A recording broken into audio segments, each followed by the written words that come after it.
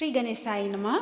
आज हम जानेंगे मोहिनी एकादशी के बारे में, उसकी कथा, इसका तिथि और दिनांक और कितनी तारीख को है, मैं सब डिस्क्रिप्शन बॉक्स में डाल दूंगी। अब सुनते हैं कथा। धर्मराज युधिष्ठिर कहने लगे कि हे कृष्ण, वैशाख मास की शुक्ल पक्ष की एकादशी का क्या नाम है तथा इसकी कथा क्या है, इस व्रत की क्या विधि है, यह सब विस्तार पूर्वक बताइए।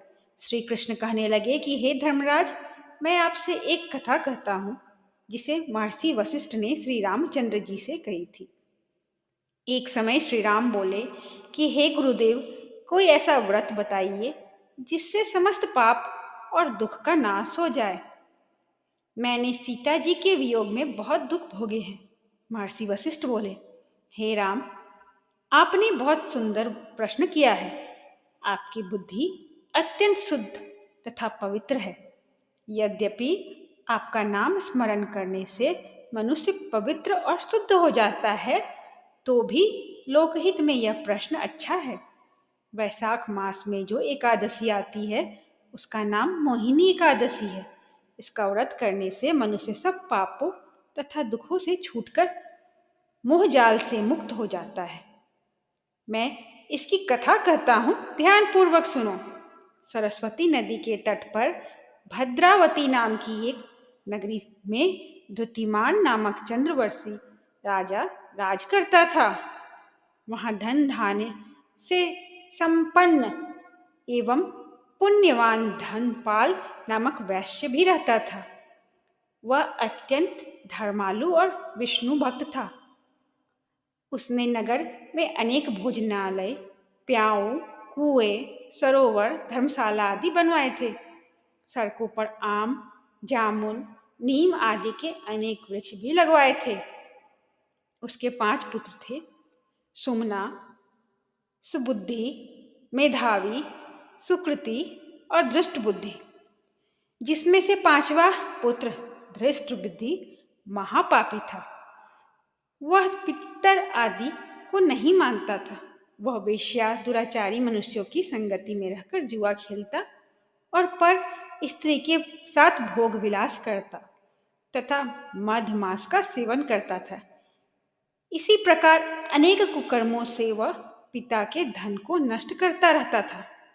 इन्हीं कारणों से त्रस्त होकर पिता ने उसे घर से निकाल दिया था। घर से बाहर निकलने के बाद वह अपने गहने कपड़े बेचकर अपना निर्वाह करने लगा। जब सब कुछ नष्ट हो गया तो वेश्या और दुराचारी साथियों ने उसका साथ छोड़ दिया। अब वह भूख प्यास से अति दुखी रहने लगा। कोई सहारा ना देख चोरी करना सीख गया। एक बार वह पकड़ा गया तो वैश्य का पुत्र जानकर चेतावनी देकर छोड़ दिया गया, मगर दूसरी बार फिर पकड़ में आ गया।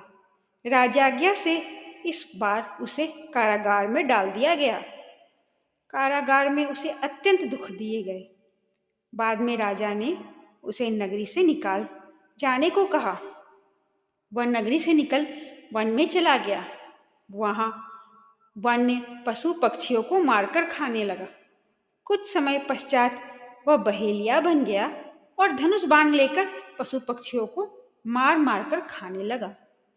एक दिन भूख प्यास से व्यथित होकर वह खाने की तलाश में घूमता हुआ कौंडिन्य ऋषि के आश्रम में पहुंच गया। उस समय वैशाख मास था और ऋषि गंगा स्नान कर आ रहे थे।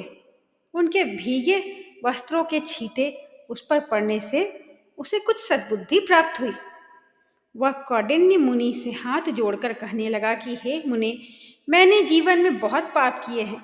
आप इन पापों से छूटने का कोई साधारण बिना धन का उपाय बताइए।